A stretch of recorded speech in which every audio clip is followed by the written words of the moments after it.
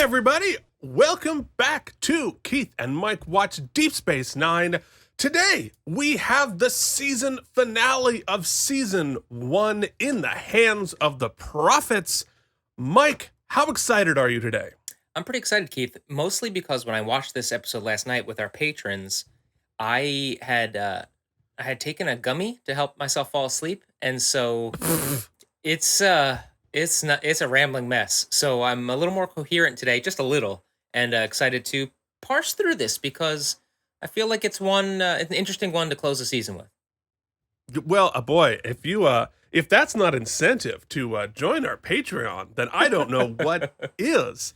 But before we introduce our patrons, Mike, just out of curiosity, what's going on with the mustache? I know, right? It's not so bad. And the guy liner and the nails, right? The whole thing's happening. Keith, I think we've mentioned it somewhat coyly because we were in rehearsal, but we've opened the Addams Family here at the Depot Theater in Westport, New York. And, the theater magic happened. I was worried. I think you knew I was worried that it wasn't going to happen. But we opened. I'm proud of the work we've done, and I've got to look like this for the next month. It always does. Well, if you would like to see Mike Indeglio play Gomez Addams in the Addams Family, the musical, head up to the Depot Theater up in upstate New York. So enjoy the mustache for a couple of weeks, folks. It is every bit as upsetting to me as it is to you. So yeah, well, you don't have to walk around with it. I do. And there's also a donkey right outside, so you legit may hear a donkeying for the next 45 minutes. Yeah, I was like, Mike, did I just hear a donkey?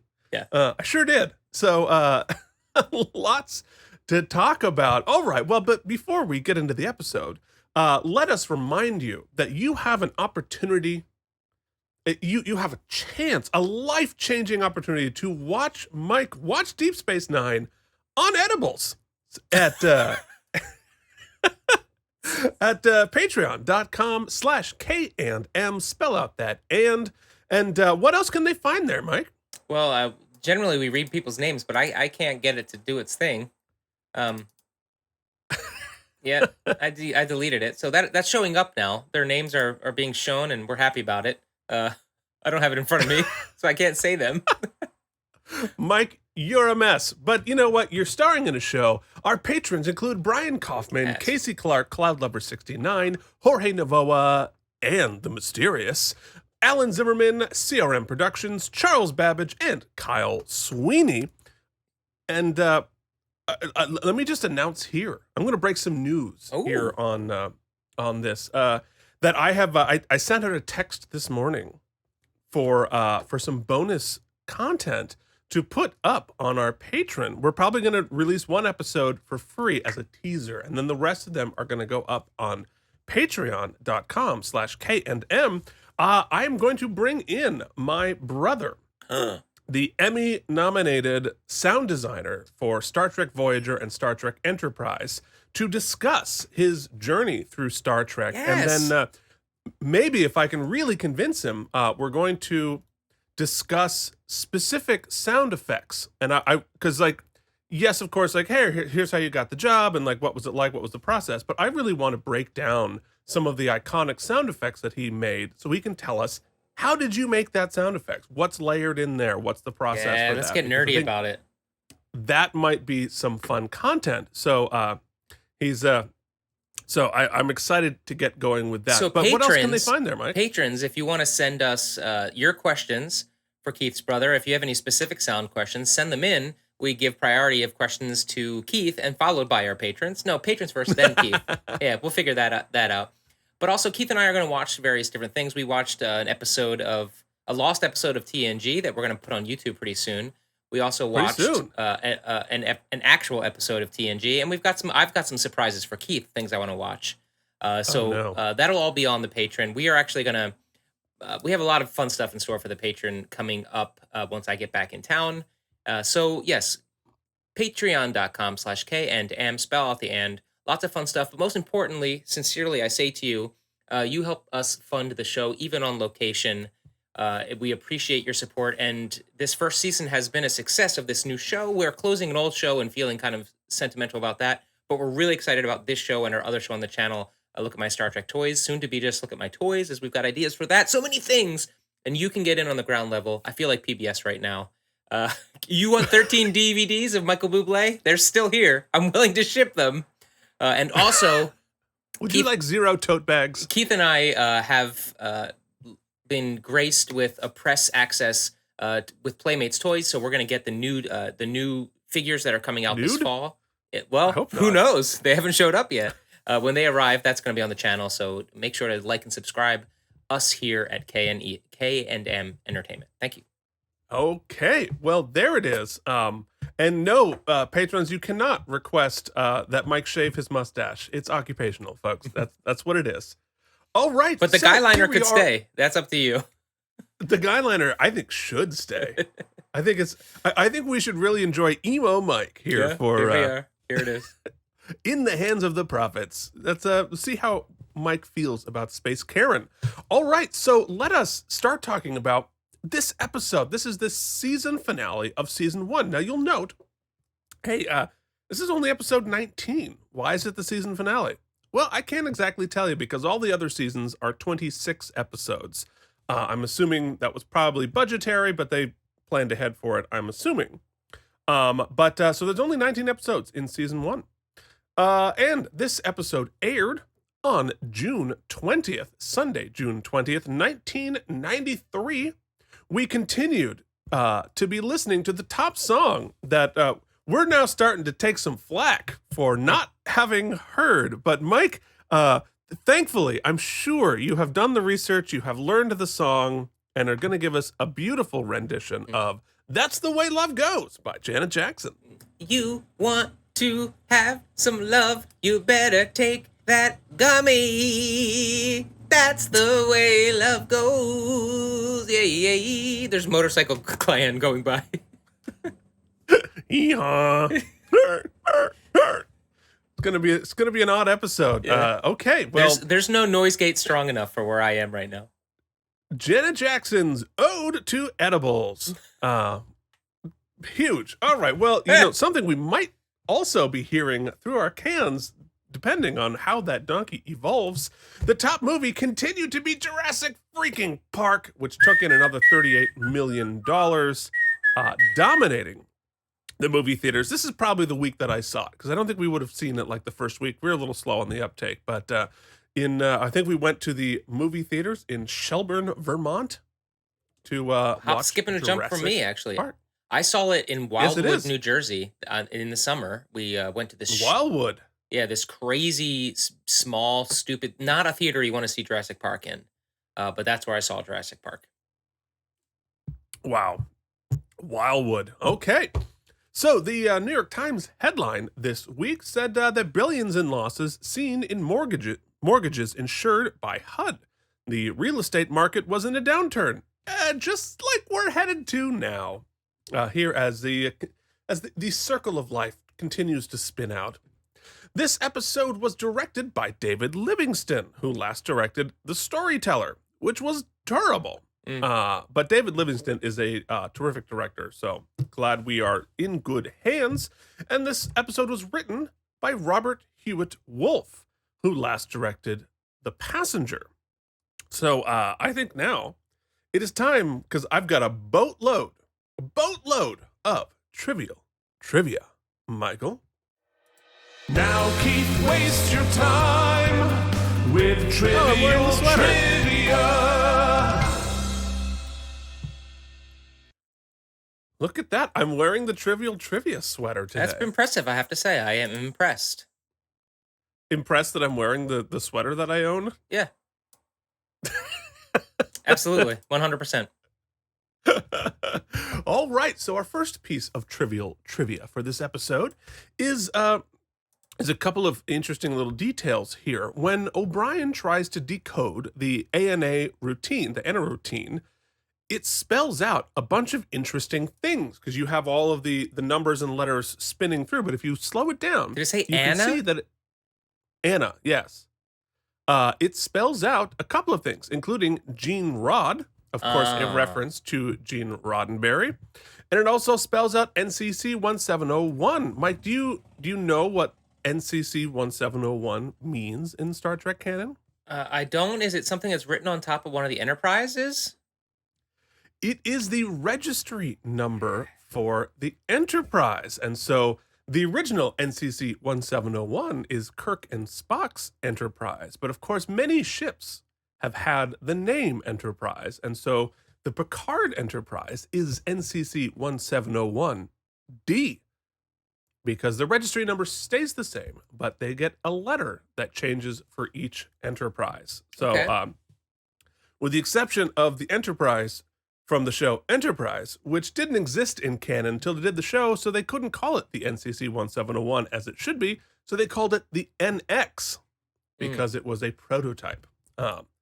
There's a whole bunch of information that's interesting to a very small amount of people, but it's very interesting to us.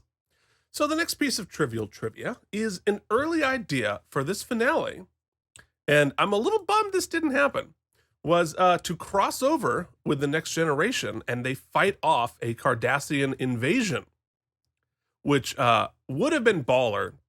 And yeah, you could have convinced me of that. Yeah. It's a little disappointing for the end of season 1, but as we move forward in the series, I'm glad that they didn't do that yet, because that would have been a little too much too early. It wasn't set up so that when we do have such events like that, Mike, no spoilers, it is much more satisfying as we move forward. So I think that was also a budgetary issue. The next piece of trivia is the matte painting of the Bajoran city that we see when Sisko goes back to Bajor is modified from the matte painting they used in the pilot to show that repairs had been done. Oh, so cool. we see some progress happening on Bajor. And it's a really interesting and complex matte painting because it has layers and pieces so that when they're moving the camera, you have a static piece that's moving independently of the background, and that's how you get some of the realism and 3D effect built into it, despite the fact that it's literally just a painting. But anyway, interesting, and I like that little detail there. They don't call attention to it, but you can see that progress is being made.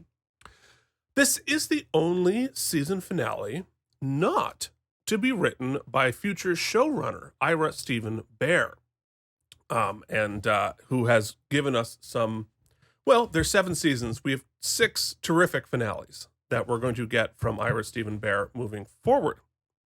The graphic of the force fields going down, not surprisingly, is a reuse of the one from Dramatis Personae. So again, reduce, reuse, recycle your CGI effects because those were expensive. The station's alert sound effect that we hear after the explosion would be reused on Voyager when they were playing with the idea of a bunch of different red alert sounds. So it is reused as red alert klaxon. And that actually is a great question for my brother on the Patreon, because he was working on Voyager at that point. I could ask him, why did you choose to use that? Did you have access to the DS9 archives right there? You just pull it up. Probably he did on a hard drive somewhere.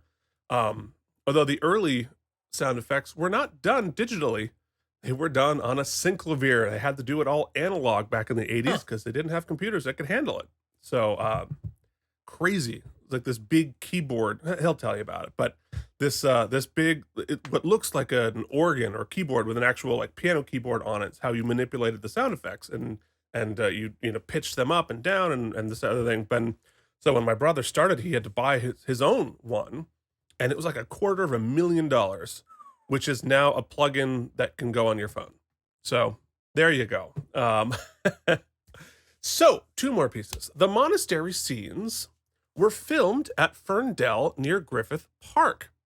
Griffith Park we see on Star Trek constantly, but this Ferndale is actually the same place used for the holodeck sequence in the encounter at Farpoint, which is there's the donkey.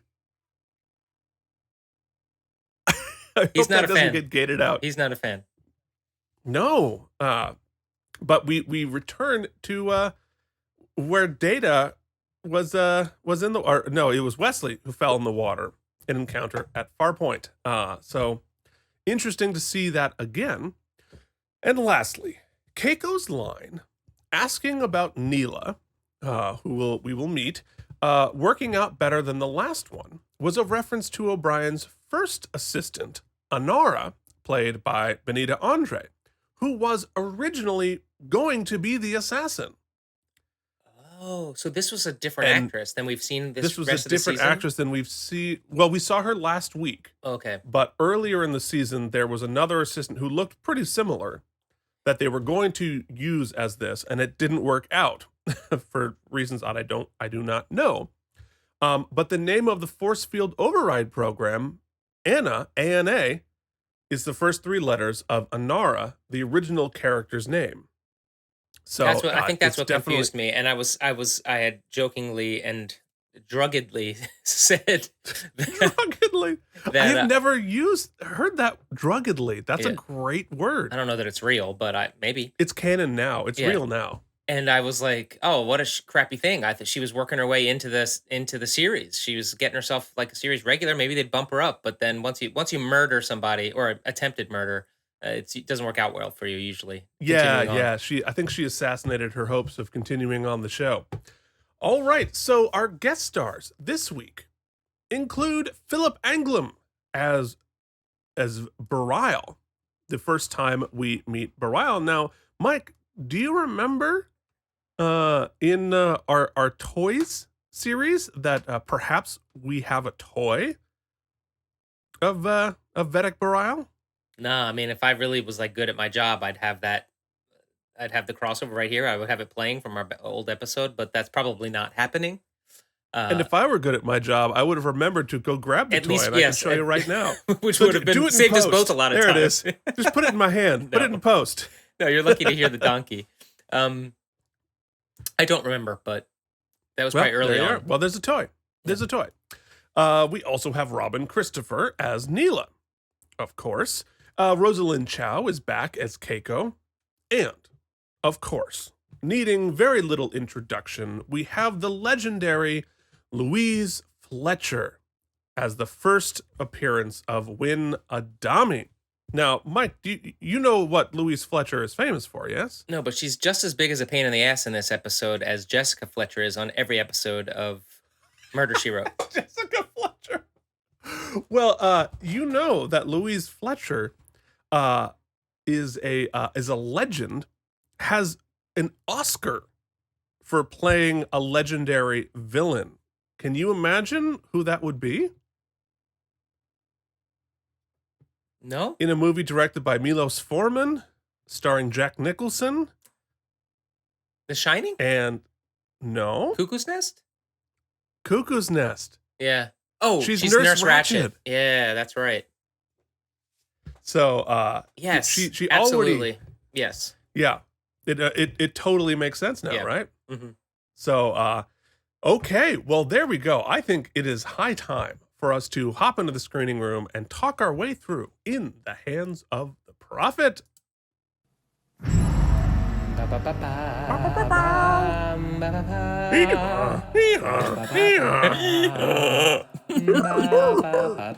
Hey Keith, what are you doing today? You want to play Pugsley Adams? What now? You want to play Pugsley Adams? Yes, I would be an amazing Pugsley Adams, especially like in the original, he was a heavier set fellow who can sing high. Like, that's me. I just got a text that ours has COVID, so we could use you. Oh shit. Yeah. Okay. Do you have an understudy for Pugsley? No, but we got some ensemble women that are like 45 years old. I guess we could make it work. Okay. Well, Tonight might be the night to come check it out, folks. I have half a mind to get in my car and head upstate. My God, that would be funny. Oh my God. I would love to see what happens there. Okay, so Ooh, girl. here we are, Deep Space Nine in the Hands of the Prophets. In the teaser, O'Brien tries to sell Keiko on a jumja stick. Colomini adds some sauce to the ridiculous dialogue, and it's awesome. Yep. That was definitely like Also, not in let there. me double apologize for those of you on the main feed who might, you know, jump into the patron now. We hope you do. Welcome to the team. And you only watched this last week of me watching. I think I called her Kiko for like 20 minutes, and I'd like to apologize if that was offensive to anyone. Absolutely Keiko, not Kiko, but in my defense, I was stoned. Wow. That is not a. I wasn't expecting that paragraph of dialogue, but that'll come back to haunt you. That'll Add it to the list of things you weren't expecting today, Keith. Indeed. So, anyway, I call Amenities like jumja fruit. I think that was Calamini like, this is ridiculous. I'm going to make it work. And because he's Calamini, he can. Double down. So Keiko asks about his hot new assistant. Keiko's a little concerned about where O'Brien wants to put his jumja stick. She's salty. She's a little salty. Saltier than that jumja. Like, yeah. Indeed. So Keiko, they walk over to the schoolroom, and Keiko is teaching a class to an entirely different classroom set. They're discussing the wormhole when, dun, dun, dun, in comes Nurse Ratched Vedic Wynn. Keiko explains that the wormhole was created by the entities Sisko met in the pilot, but Wynn is all, you better not be teaching evolution. So big, we get our basic story immediately there. Keiko keeps trying to be a responsible teacher when Wynn confronts her in the most condescending way possible. Keiko tells her that her job is to teach science and Wynn's job is to teach the spiritual teachings. Wynn accuses her of teaching blasphemy. Shots fired. Mike apparently didn't take any screenshots of that. Well, Mike was in a different planet at this particular moment. So if you remember any of this, what were you feeling about our first appearance of Kai Wynn or Vedic Wynn? Well, I remember feeling that you had mentioned Space Karen, so it made me laugh. I giggled. Yeah, I mean, obviously, it's striking how prescient this was. Obviously, I mean, not that this is like a new thing or an old thing. This in time, in perpetuity. I mean, we've dealt with this type of thing, but it seems specifically topical for the past 6 to 8 years. And even now, like, what are we critical race theory, or what are we teaching in schools, and should we have different curriculums and that sort of thing, and how kind of ridiculous it is, and actually, not to editorialize, so and just how soapbox, Mike, how interesting it is. I think, and we can talk about this later, obviously, that how difficult it is to have a rational conversation, which they attempt to do it at certain times in this episode, when one of those parts of the conversation is religion or spirituality based. Because when you have someone who's trying to have a factual conversation with a philosophy that is not factually based, regardless of whether you truly believe it or whatnot, that aside, not getting into those weeds, it's a difficult conversation to have because you're using two separate bases of reality. It's hard to do, well, which is why I think Kira's line, which I don't know if we've got to yet, is pretty interesting when she said, because I think Sisko is about to say, well, how are we going to deal with this? We have to deal with it. So how are we going to deal with it? And Kira says, well, I don't know, maybe we can't. And that's sometimes the quagmire we maybe find ourselves in. Well, and that's, and I think that's, without hopping on the soapbox immediately, let's hop on the soapbox immediately. I think the issue that we're going to be discussing here in terms of the education is, can you teach at the same time?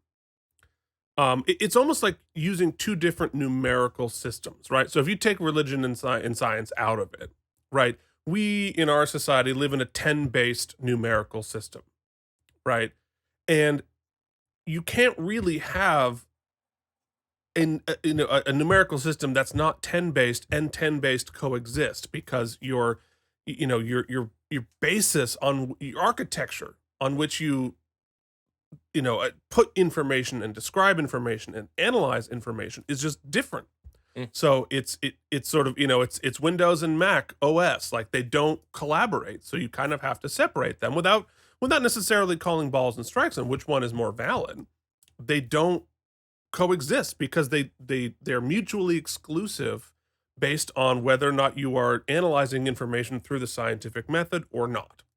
And so they're incompatible. And I think that is, the Sisko and the Starfleet perspective is like, okay, great. Teach both at separate times. But, where Win is coming in, it's not that I want you to teach my side, as I want you not to teach the other side. And that's where you get in the wrong, in my opinion. Okay, so in Act 1, O'Brien's assistant Neela has fixed something. O'Brien is impressed. They're about to close up a security lock, but O'Brien's EJ7 tool is missing. Neela pretends she doesn't know what that means. He's confused. He doesn't misplace his tools. You know what I mean? So then Keiko goes to. There's a lot of talk about tools with the cute assistant. We'll say this isn't a wormhole, but it's from the get. The actress playing Neela here she acting real hard. Well, I mean, yeah, the whole episode. She's playing like six different things going on there. I'm just saying, it was. I could feel it. I mean, she's definitely like interested in his EJ7. I think you're probably but like there's no subtle nuance. But like EJ 5.5. I mean, the EJ7. I don't know, but it's asking. There it is. So depends on the angle. All right. That's terrible. Anyway, so Keiko goes to Sisko to complain about Win.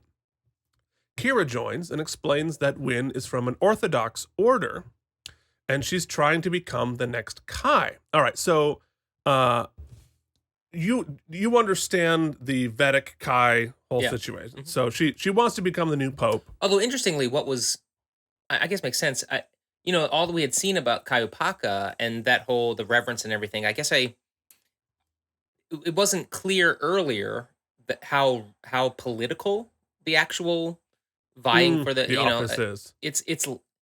It's less current day pope where they just kind of like put some smoke and it's a whole thing, and and less old pope where it was a very political and cutthroat kind of thing. But I would say, I mean, certainly, becoming pope today is every bit as political. I mean, it's. I suppose we only see the pageantry, right? We're not really seeing the behind the scenes. We're not in there with the College of Cardinals, right?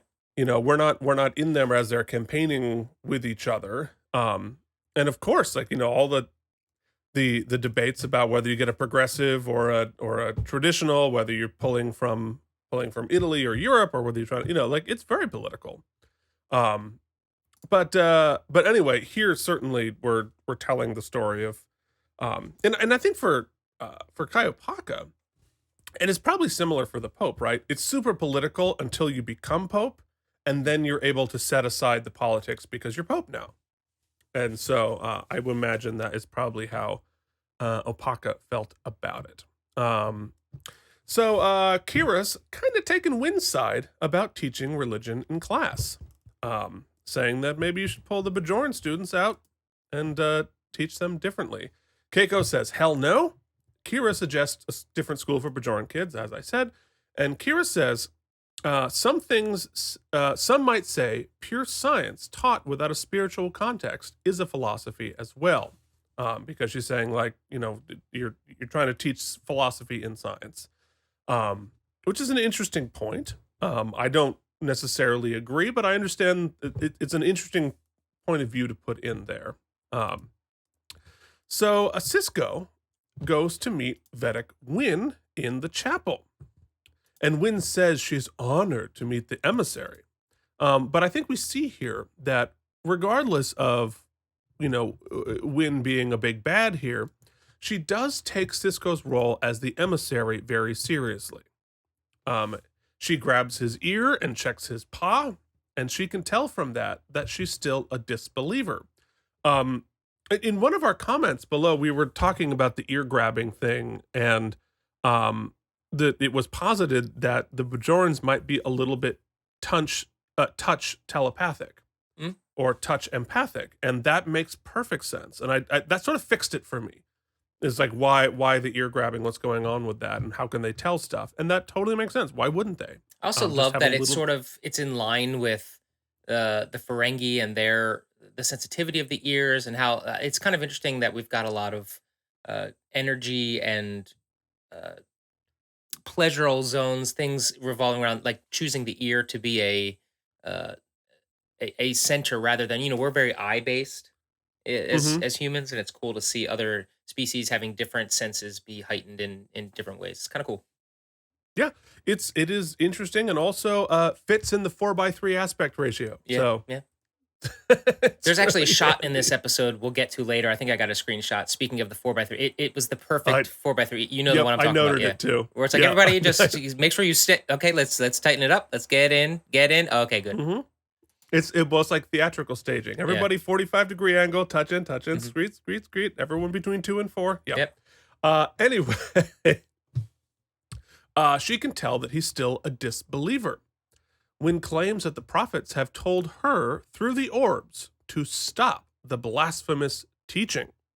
Um, and her this doesn't ping you yet, but moving forward, the prophets talking to her through the orbs, her saying that is going to be an interesting little contextual thing as we move forward. Some have Uh, said, some orbs say.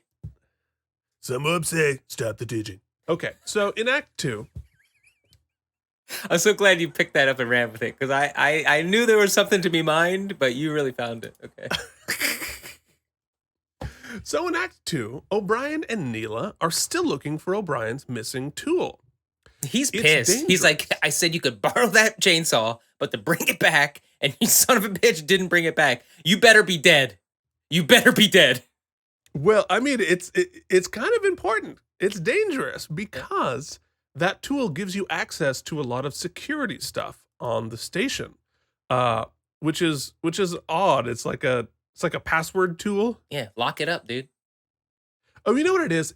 It's the equivalent of those like fancy complex keys to open the subway driver's doors, There you go. which have always struck me as a security Take my risk. tools and I'll Anyway. put it back. You better be dead.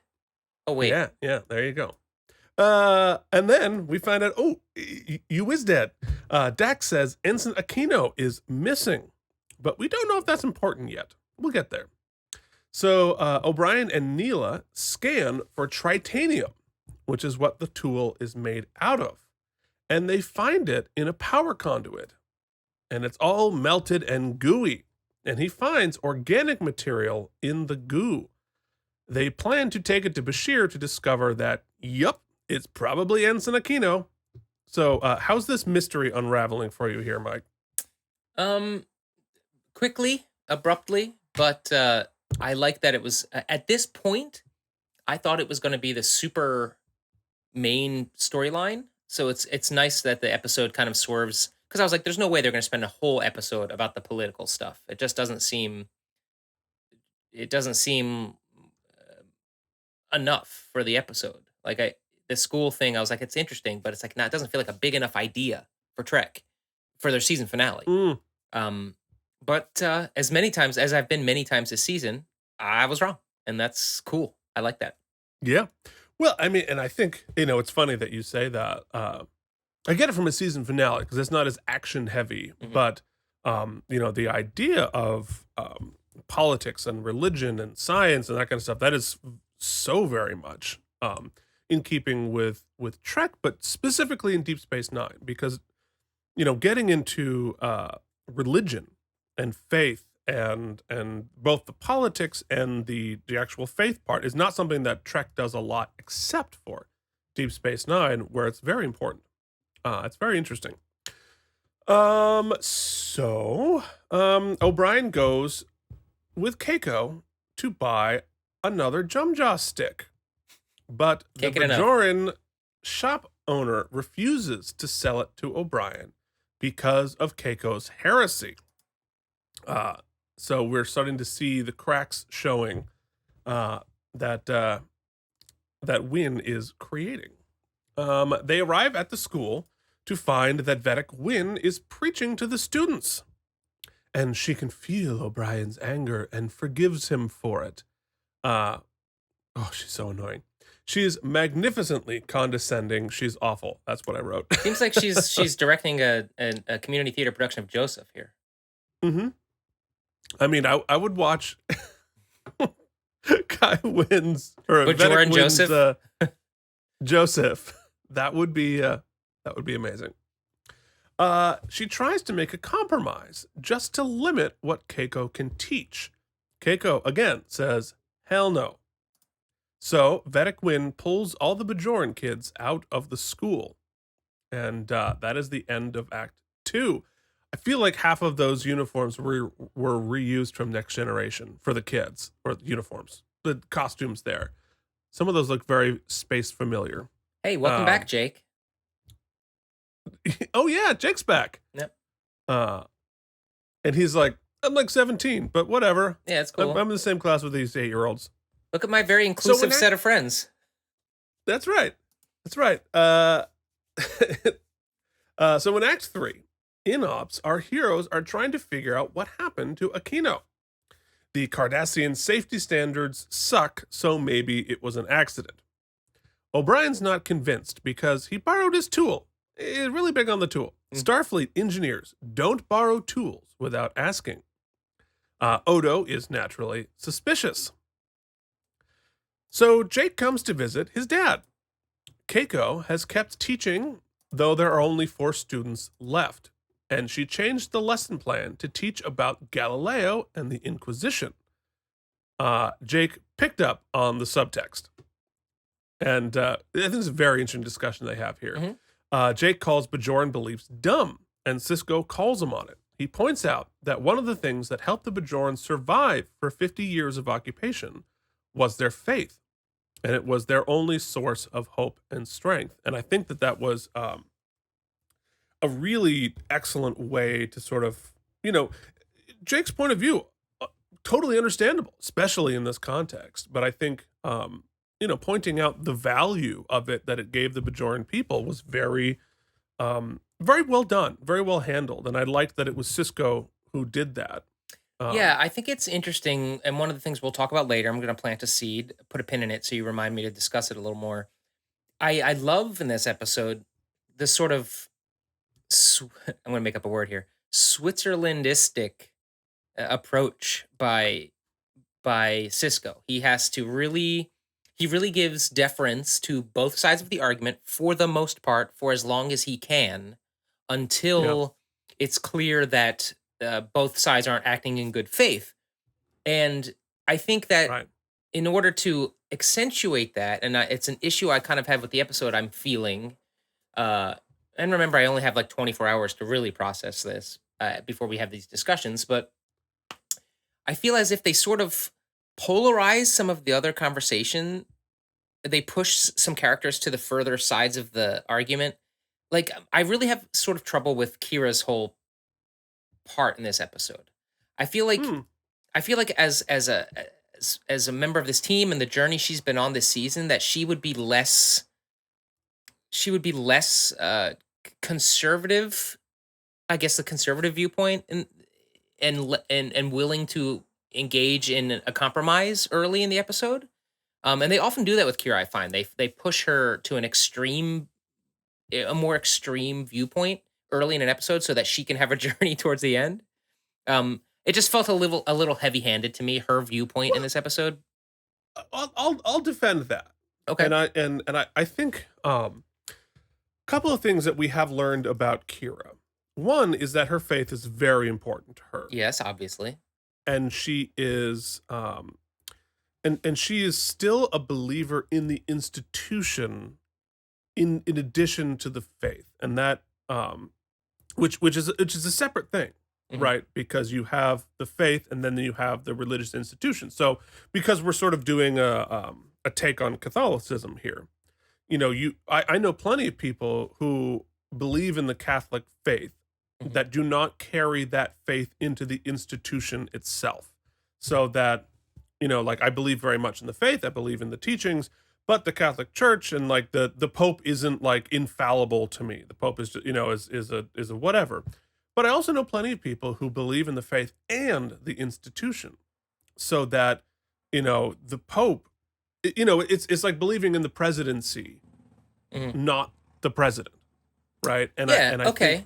I'll counter that with, and my point is, and yes, that nuanced perspective I think is very well performed and written most of the time with Kira. However, last week we saw her with basically a Hitler or Goebbels symbiote, and even in that extreme, with her extreme feelings, she was still able to say, I have to put that aside and have a logical and fair investigation. And yet, within the first 11 seconds of this episode, she's like, just separate the kids. Pull the Bajorans out and give them their own school. Right? Like, no nuance, no...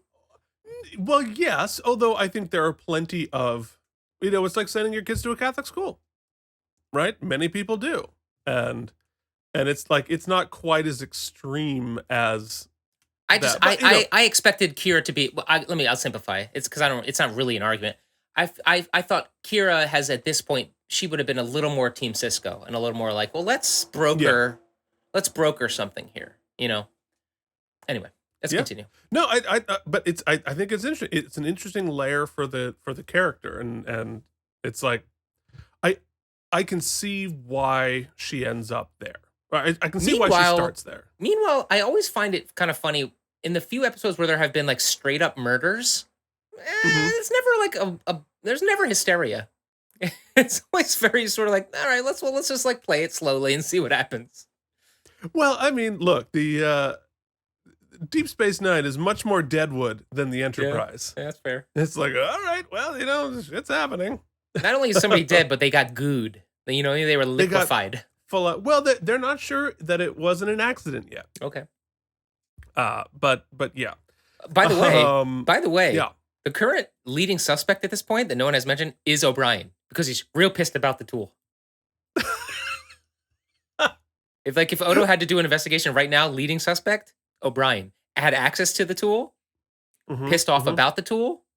Yeah. Found the goo. Yeah. No, he's very interested in the investigation. That's always a bad sign.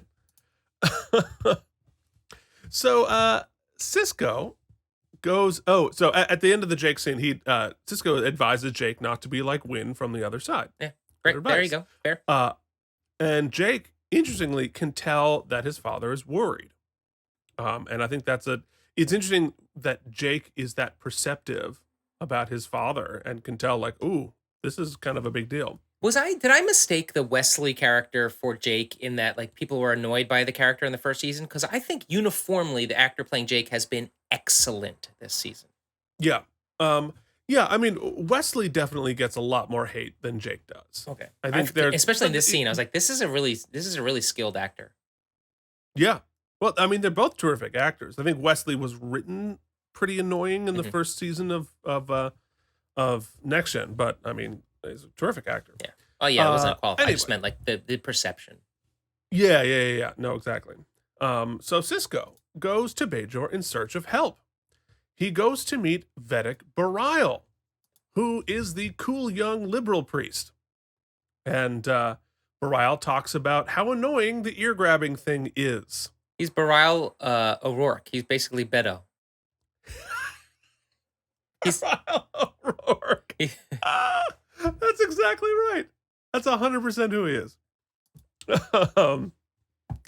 So drop a couple F-bombs, Yeah. He's the cool guy. Yeah. So and Bareil began his service at the monastery as a gardener, but the prophets called on him to be a Vedic. They discuss Wynn as a large fence appears out of nowhere that Sisko awkwardly has to climb over. All right, so that shot is perfect. Go back and watch this, guys, because this is like from a staging, directing, a mess.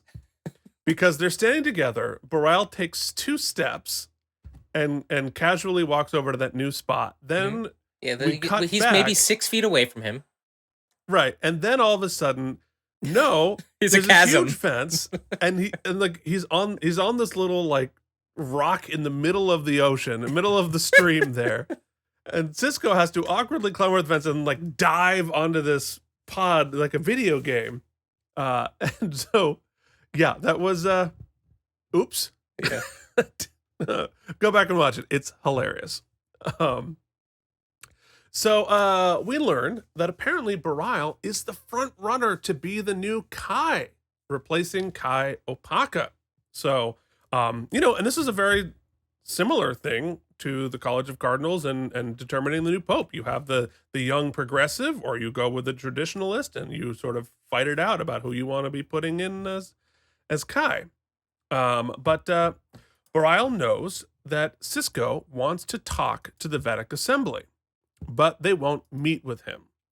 Some are afraid that he's a representative of the Godless Federation, and others fear him as the emissary, and most of them fear him because Wynn told them to. So lots of politics happening in the Vedic Assembly, causing a lot of political mess here. And he plants this thing. I don't know. Hey, look, you left the screenshot, so I feel like we had to address it. I thought that was in your summary, and I was like, yeah, we were on the same page. All right. Bareil says he can be a better friend to Sisko when he's Kai, but can't now because it will hurt his chances of being Kai.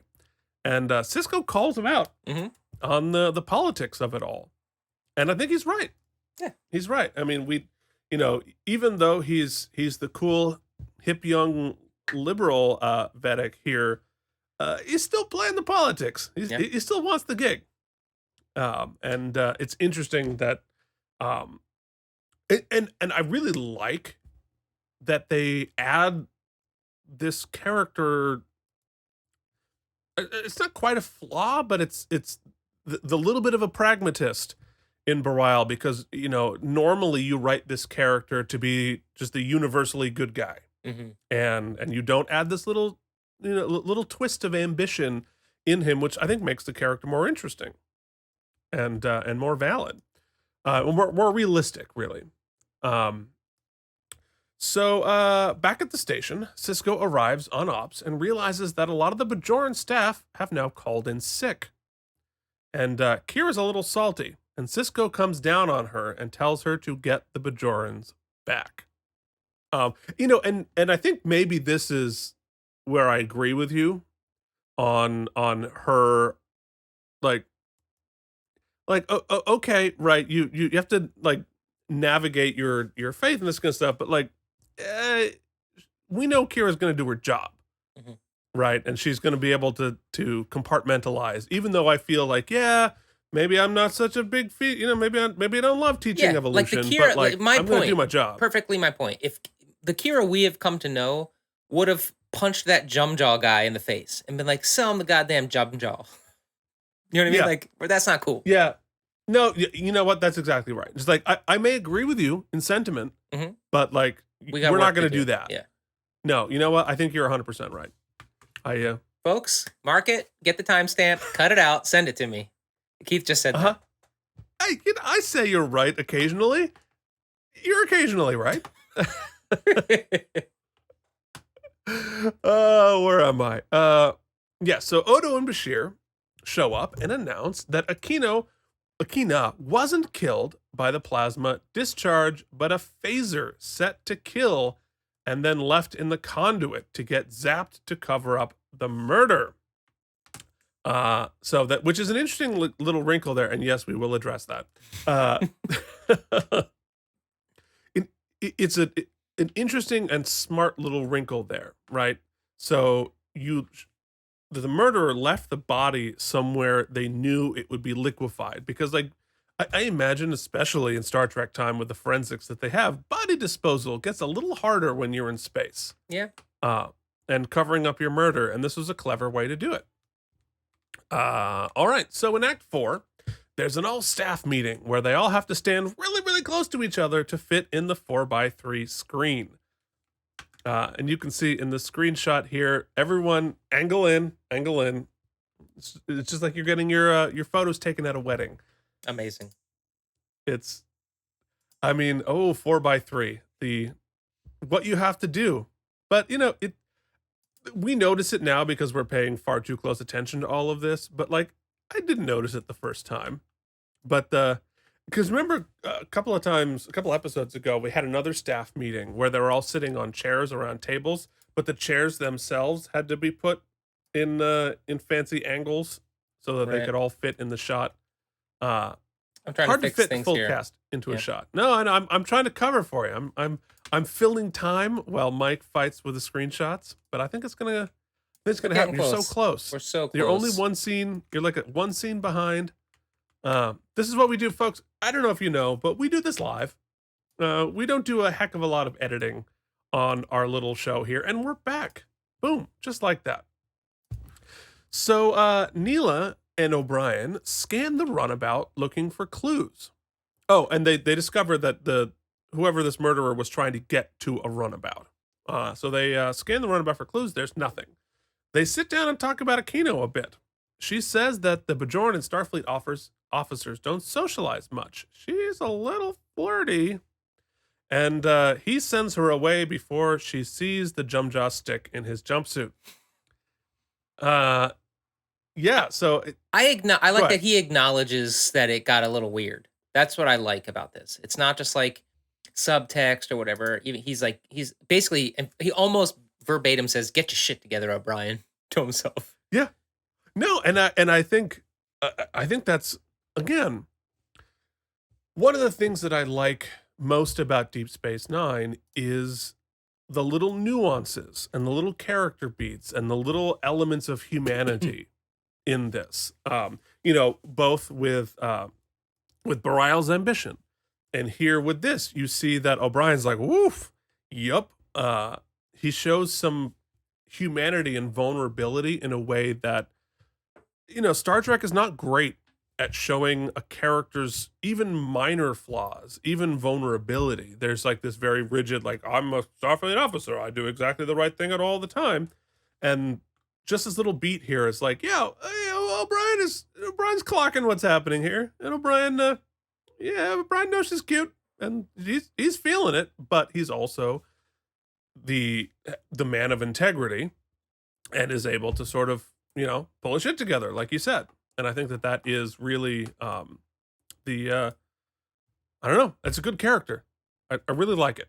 So on the promenade, Quark and Odo discuss a bunch of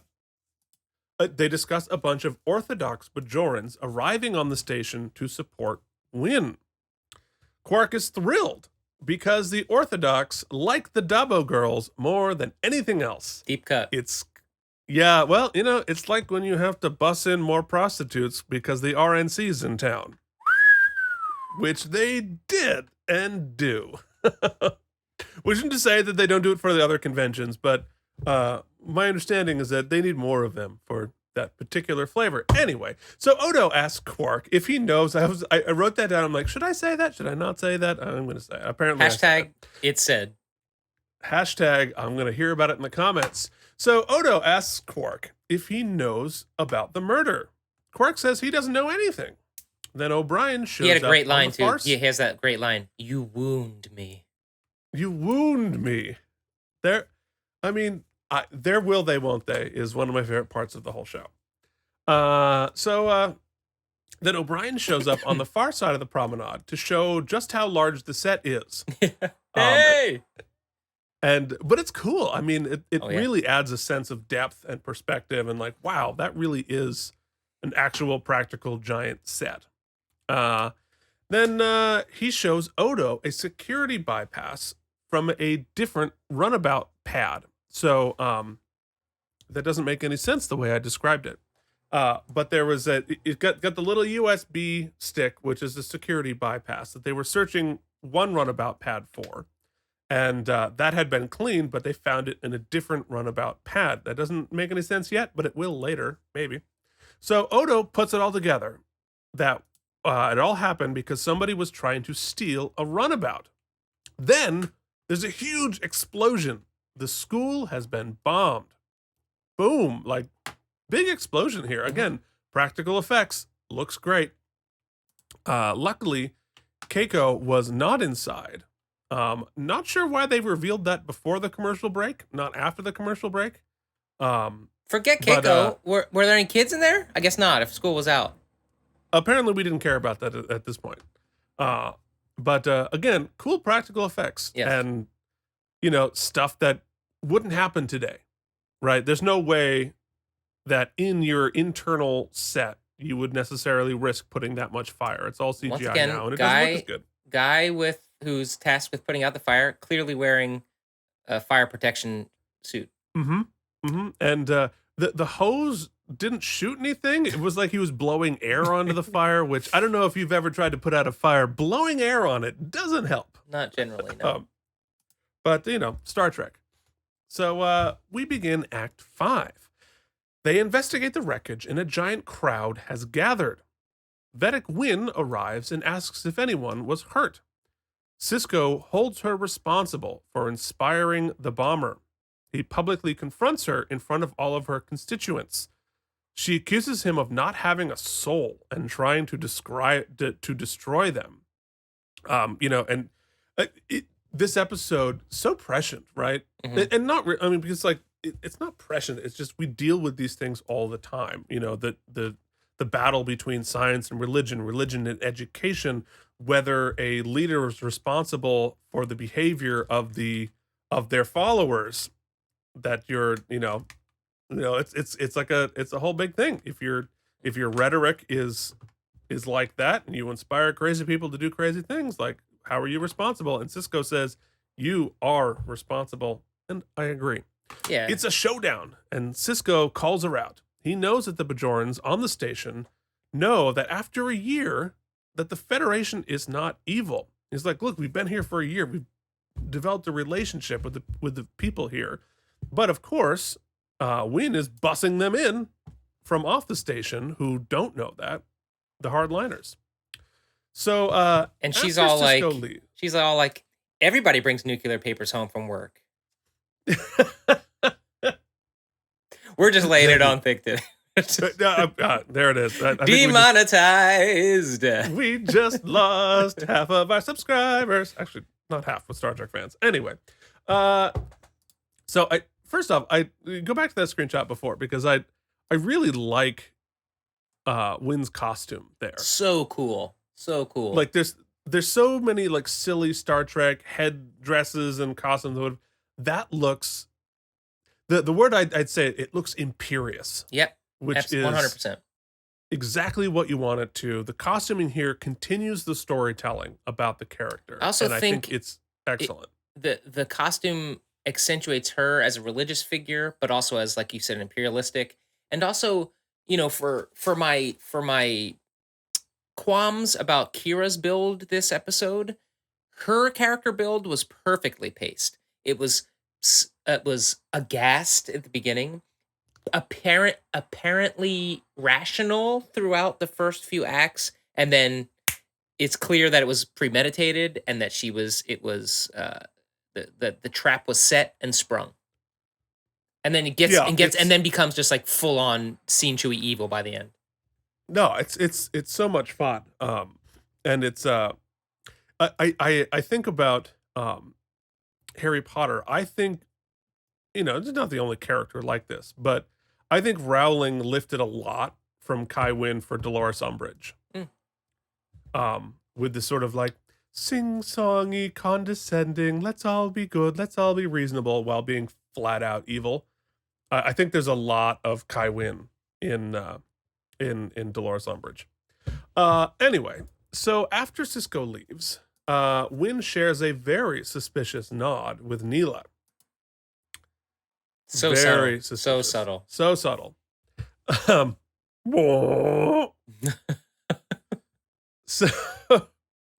on Ops, O'Brien tells Sisko that Keiko is going to reopen the school in a cargo bay. And of course, it's like Jake will be there. And Dax announces a transmission from Bareil. He's on his way to the station. He thanks Sisko for his invitation to tour the station, which of course he did not make. So Bareil's had a change of heart, and he's gonna you know what, I gotta get into this. And he offers his help cleaning up the station. Wink. In the chapel, Neela secretly meets with Win. Go ahead. No, it could have been a really cool reveal here had they not just like sprayed it all over the place. Wink, wink, wink. I think it would have been a cool reveal. It would have been. Yeah, we didn't. We needed one of these two beats. The wink itself, I think, was enough. Or we do this scene. I don't Yeah. think we need to do both. Okay, yeah. Fair.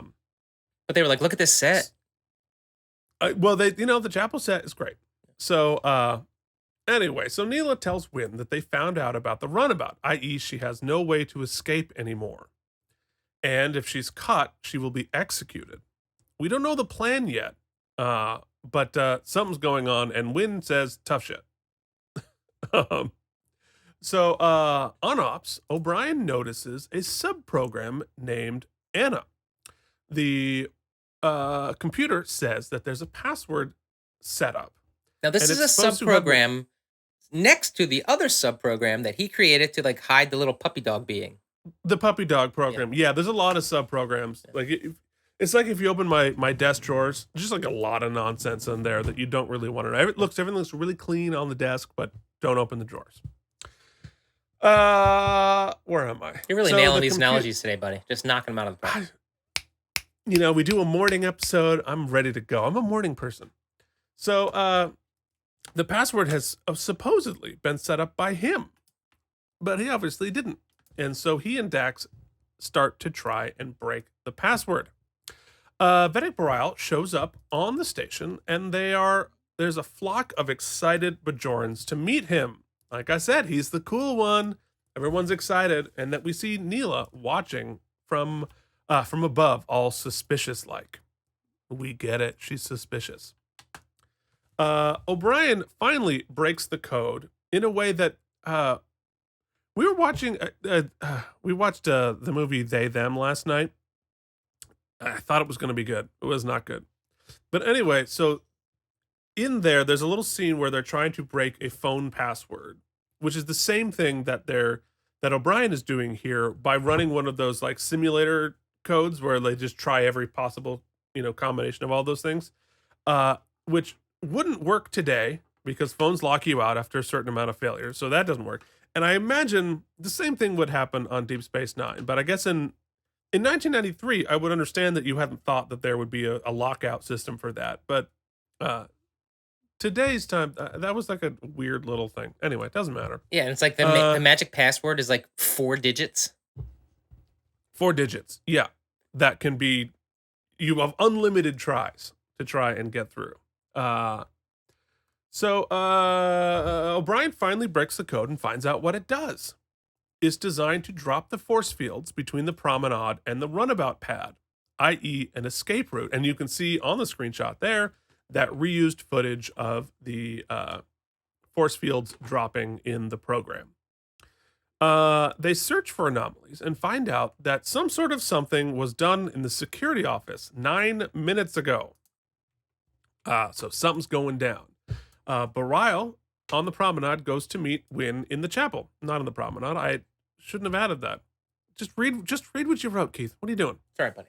He casually blocks her ear grab, which is really clever. Awesome. He goes for his ear. He's like, let's hold hands. Mm-hmm. They all head to the school, including Neela. And lots of kids on O'Brien, shoulders. Kids on shoulders. Lots of extras. That's where all the budget went. One of the extras today. O'Brien goes to the security office. On the screen is a picture of a Ferengi, but it looks like a model, not a picture. But clearly it's a reference to Odo just tracking Quark constantly. O'Brien realizes that Neela has shut down the weapon detectors on the promenade, which is interesting and good to know that there are weapon detectors on the promenade. And so Vedic Boreal begins making a speech with Win. Apparently with his back to most of the audience. There it is. So I'm going to hold hands with Win, give a speech, and not look at any of the people I'm talking to. Although, to be fair, the promenade is a ring, so there are people on both sides. But it's just interesting. I mean, I got it from a practical, like, shooting. You need to show the crowd and them, but it's kind of weird and awkward. So O'Brien tells Sisko that it's Neela. And so she's the one who is up to the whatever. Sisko sees her in the crowd. She pulls a phaser. She fires. Sisko tackles her. She misses. We have a big action sequence. So what did you think about here? So here we have the big assassination attempt on Bareil. I had to watch it twice, Keith, because it, and maybe you were crazy stoned. Well, yes, but also not crazy, but enough. It's funny to say crazy right now because I say it a bunch in the show, but I have to say crazy. Crazy. All these happy crazy people. So it's hard to say it with no dialect now. Anyway, I had to watch it a couple times because it was surprising to me that they had it all set up for Sisko to have like this heroic moment, and all these things flash by. I was like, Sisko's gonna get shot instead. He's gonna take the bullet. That's how he becomes a heroic figure. Like blah blah blah blah blah. Season finale. And it all just boils down to Deus Machina. She just fucking misses. She just sucks at it. Well, and you want to know why? Why does she miss? Because instead of walking up, get point blank, then take the gun you're out, caught, right? She knows she's getting assassinated. She knows she's done. But she starts taking out the gun when she's like 75 feet away, and then like has to walk with the gun. Excuse me. Sorry. Let me get through. Just take the gun out when you're right there. She could have gotten point blank. She could have walked right up to him. But Star Trek staging, not always great. Not always amazing at the Keith, action staging. That is 100% the best screenshot we've taken. That is so ridiculous. I mean, that is a shot you take that you only make that shot if he's going to take the bullet, but it misses everybody. No, it makes so much more sense if he takes the shot to protect Bareil. Yeah. Like a million times that makes much more sense. That's much more narratively interesting. That's why I had to rewatch it. I was like, did I miss something? Maybe he hit her, or maybe something. No, she just missed.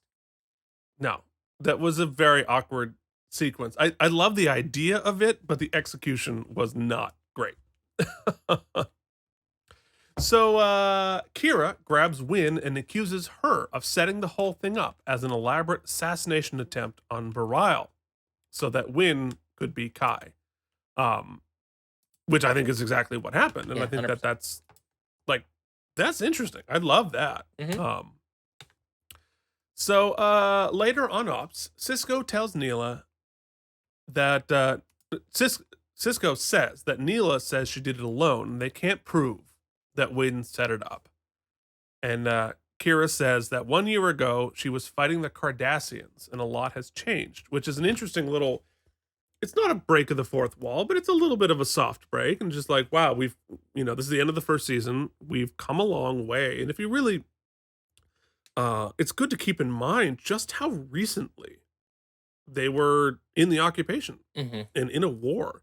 And so I think that informs a lot of where the Bajorans are coming from and why they're still so raw and in a, and I think it adds an element of uncertainty for them because like, yeah, everything's fine now, but like, it's pretty fragile. This is brand new. I don't know if I can trust all of this. So I don't have, my loyalties are a little bit on light feet at this point. And I think that adds context to all of this.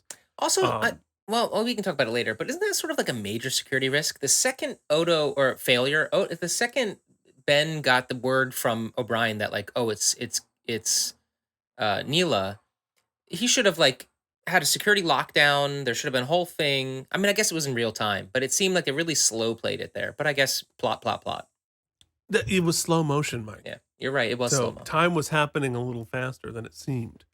I feel like that was like 30 seconds between point A and point B. But yeah, I mean, I certainly, in that situation, if I think somebody's with a gun, I have these two leaders on them, I beam them off. Well, she's already killed someone. At that point, you know that she already murdered one of your officers. Well, but, and certainly, I don't know, like if you're there with the president, right? And you're like, there's a killer in the room and they've And you have the ability to disabled beam them away. Yeah, I would just beam them away immediately. I mean, it's like somebody removed the metal detectors on purpose, and that's sort of what happened there. So anyway, but whatever, it's fast, it happens. So we finish as Kira tells Sisko that she's on his side and that they've made progress after all. And that brings us to the end of season 1. But we do not get out of season 1 without everybody's favorite. And now it's time for Mike Indeglio's Star Trek Vocabulary Quiz. Okay, Mike, your first word is tritanium. Oh. Shit, I missed it. I don't know. I got nothing. No, well, that's wrong. Tritanium is what the tool was made out of, which is what they were searching for. And that's how they find the goo. Mm-hmm. And of course, tritanium is 21.4 times as hard as a diamond. It's a substance they discovered in the original series, and a lot of shielding is made out of it. Weapons are made out of it. It's really tough stuff. It's like titanium, but tritanium. But no. Your next word is the Vedic Assembly. The Vedic Assembly is like the cardinal folks that get together and pick the next Kai, correct? That's right. It's like the College of Cardinals at the Vatican. Right you are. You're right on that one. Affirmative. Okay. Mike, do you think it's time to come along home? What do you say? Keith, I'm so glad you asked. I'm so glad I asked too.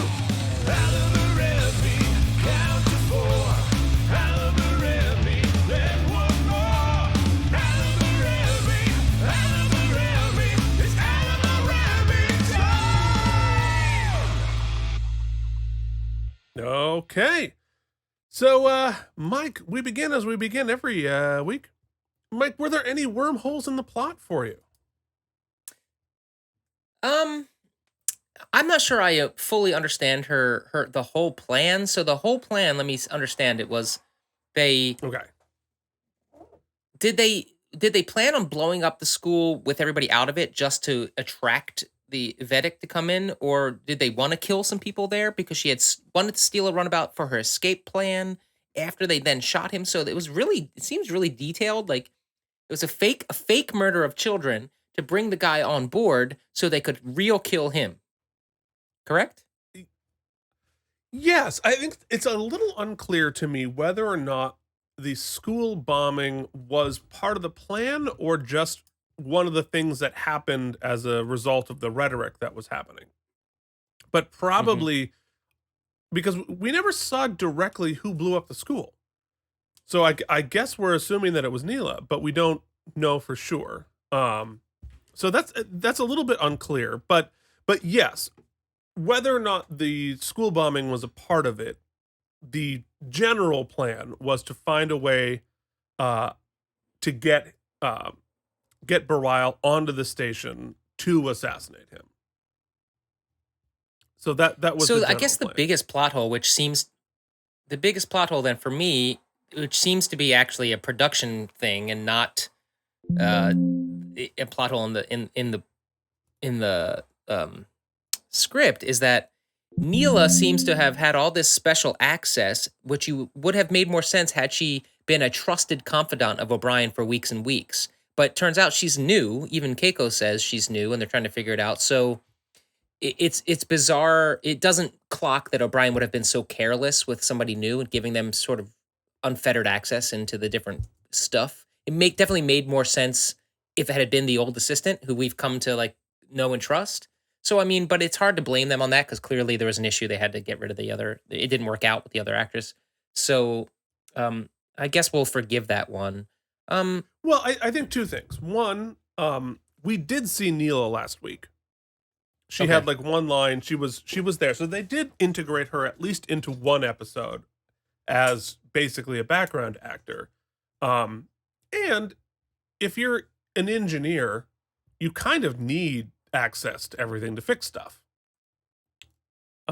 And she was cute. Yeah. So she was playing that angle of it.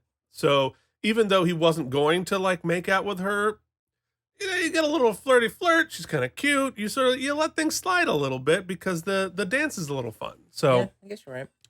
that's how I would. What about you? describe Is there it. But anything yes, I do glaring see I'm your missing? point. Well, I think that it's not necessarily like a big hole in the plot. I mean, other than the assassination protocol, there should be like one button to beam the people somewhere else. I mean, it all basically tracked to me. We don't really know how they blew up the school and how they got the bombs and the weapons, and if you have detectors for that kind of stuff, like how did that all get done? And It just seems like Odo, for as good as he is at his job, dropped the ball in many corners this week. yeah, it was not a good week for Odo. It was not a great week for all of that, and the murder. I get you shoot the guy and then you hide the body but I guess that was never part of the plan. I had the hole and then I fixed it in my head, even without telling any of you. Because it was smart to put the body in the plasma conduit so it would be destroyed, but not destroyed enough. All it did was delay them finding out what happened.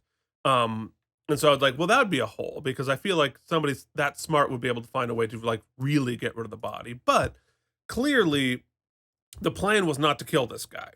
That happened by accident because he stumbled upon her. And so it was we didn't have a plan. It was like, I have to get rid of a body in 3 minutes. What do I do? So that makes sense. That would be, Right. that there would be problems with that. So, yeah, so that's what I have for wormholes. Let's go to our best moment. In one of our other podcasts that we finished up, we were tracking the practice by David E. Kelly, and one thing that David E. Kelly did a lot on that show was he used one of the closing arguments of the defense attorneys to sort of summarize his political viewpoint, his thesis statement. Sometimes it was heavy-handed, sometimes it was very eloquent and beautiful. And I think this week we get that. We get that in Sisko's speech on the promenade, when he basically lets Space Karen have it and lets her know that that he sees through it, and she's using people's spiritual beliefs and practices for political gain, to create division and dissent for political gain, which is sort of the antithesis of what she's supposed to be and what they are looking for her to be. And she's trying to create false antagonists.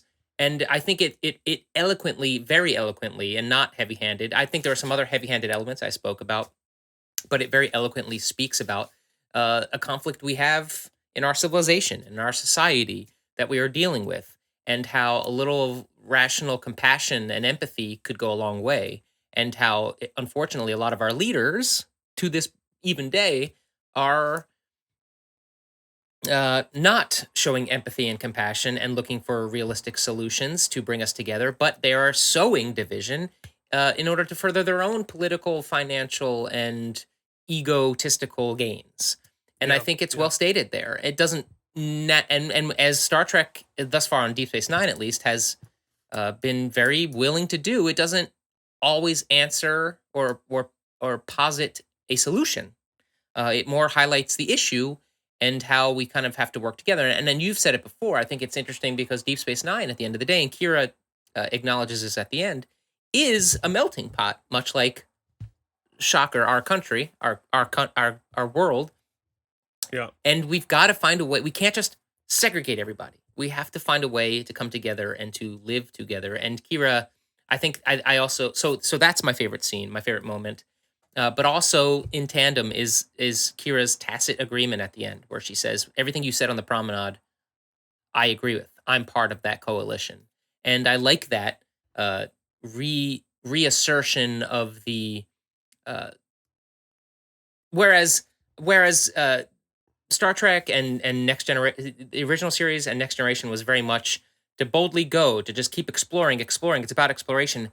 This has clearly planted its flag more in the let's find a way to take all of the diversity we're finding and meld it peacefully together, which I think is Yeah, different it's what do and you unique. do after the exploration? Yes. Um, yeah, no, I agree with you. And there's a lot of really interesting stuff there. I mean, for me, my favorite moments are from Vedic Win.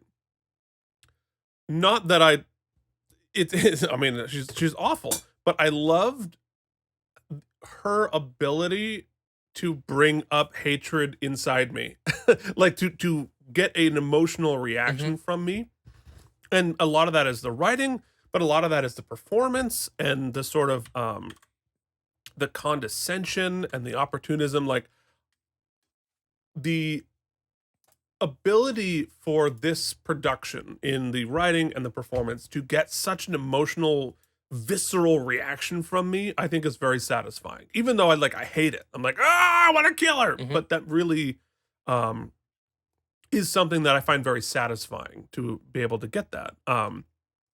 But your point about Sisko's discussion there and the whole uh episode topic, I think they handled it really well, because we start out thinking this is going to be a debate about science versus faith, right? Because we're doing sort of a version of Inherit the Wind. We're doing a Scopes monkey trial sort of a deal here. But where the show comes down, it doesn't come down on the side of science is good and faith is bad, or faith is good and science is bad.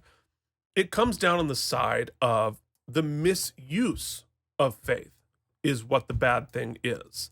And I think the show is actually very respectful of faith in general, but condemns the misuse of it, which I think that's the important point. I think that's the important lesson. And I think that has tremendous value, that we can respect faith and belief and whatever, as long as you don't misuse it.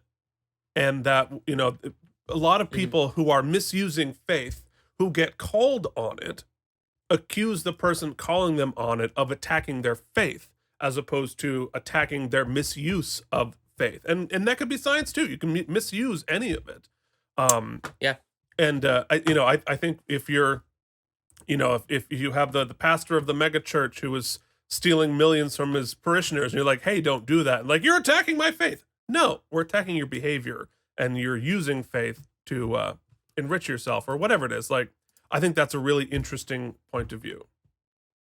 So, Mike, what do you say? It's funny you say that. So we've got a bit of a delay situation going here, so sorry if we're talking over each other. I'll try to fix it in post.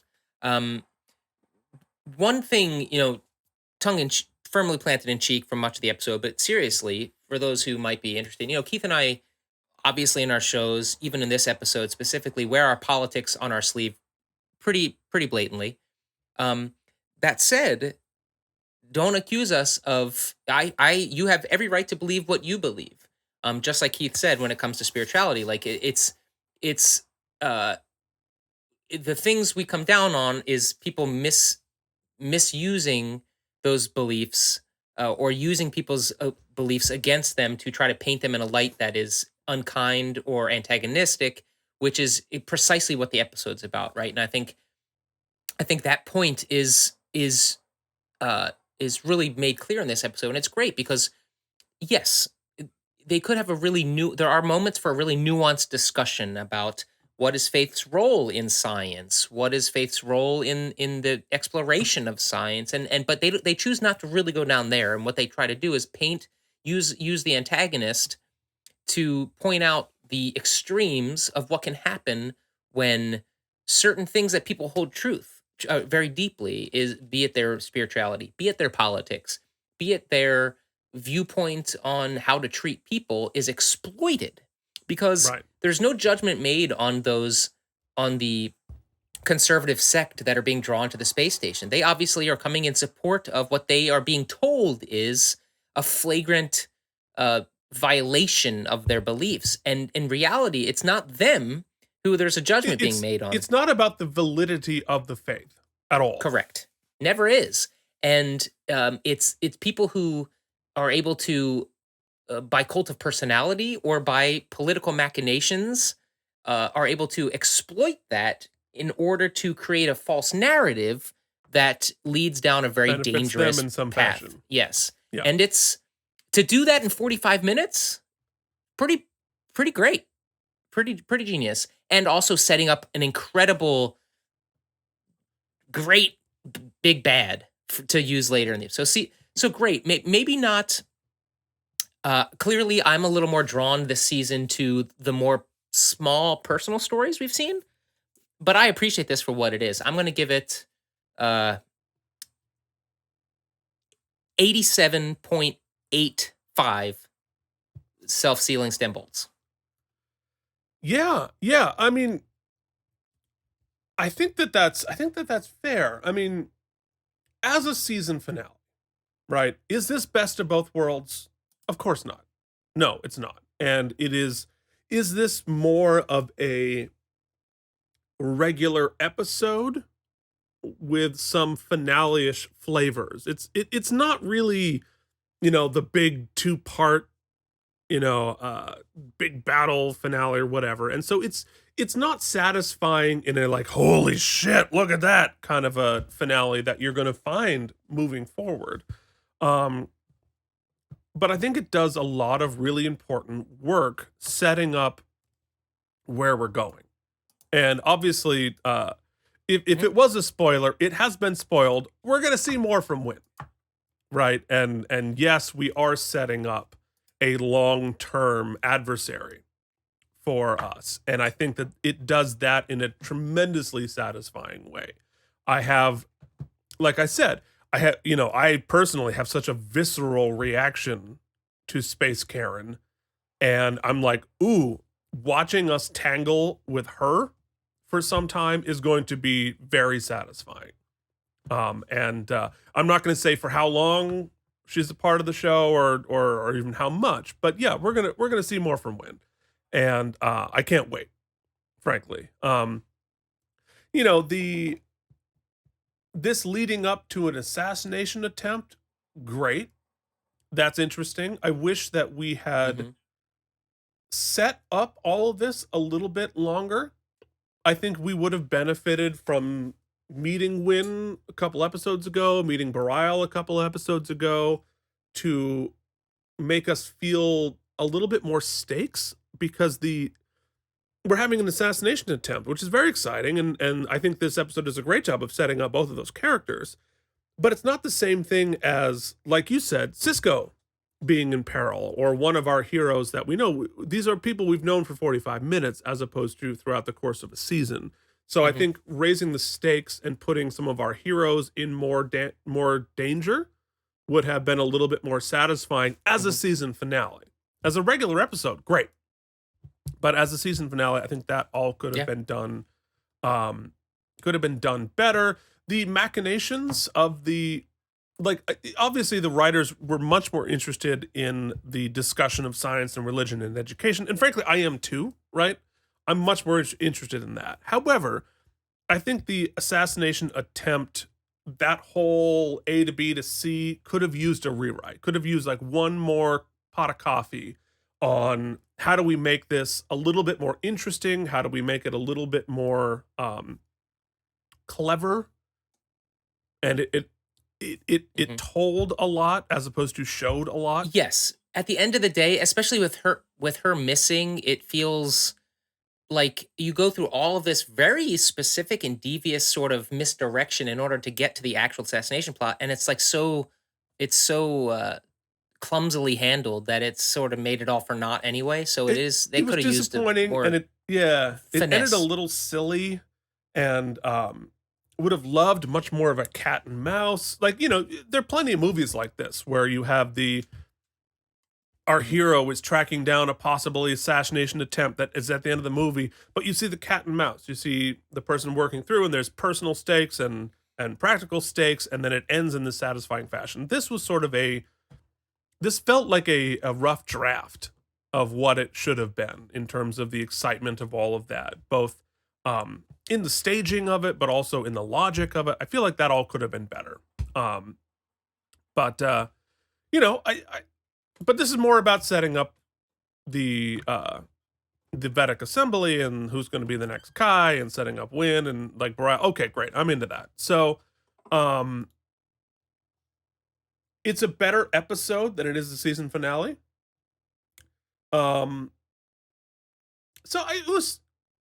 It's good. It's good. I didn't necessarily love it or hate it. I think it was pretty solid. So, you're going to get 84 self-sealing stem bolts from yours truly. So, Mike, we've gotten through a whole season.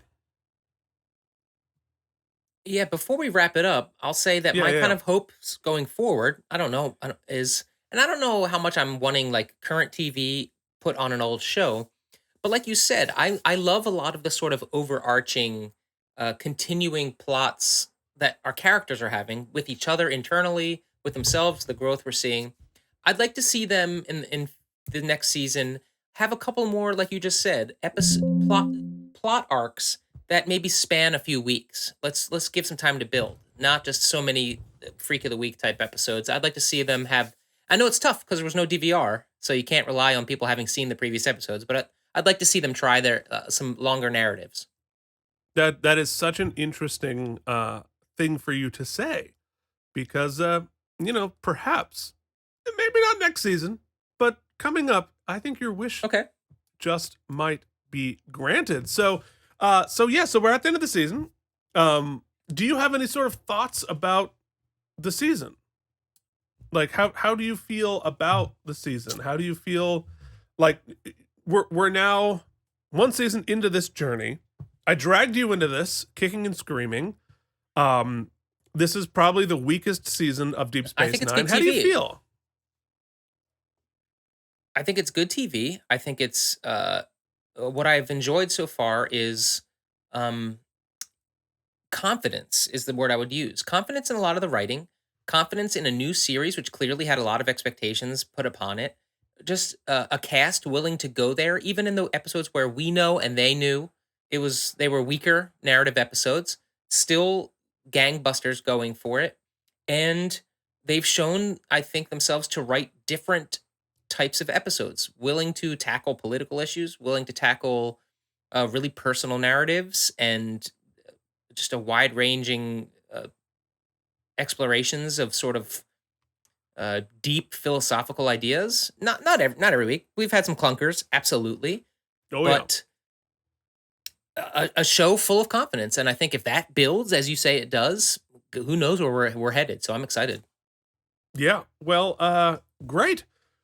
Well, then we will see you back next week with the beginning of season 2. I can't even believe it. We would like to thank our patrons one more time. You can join them at patreon.com/KM.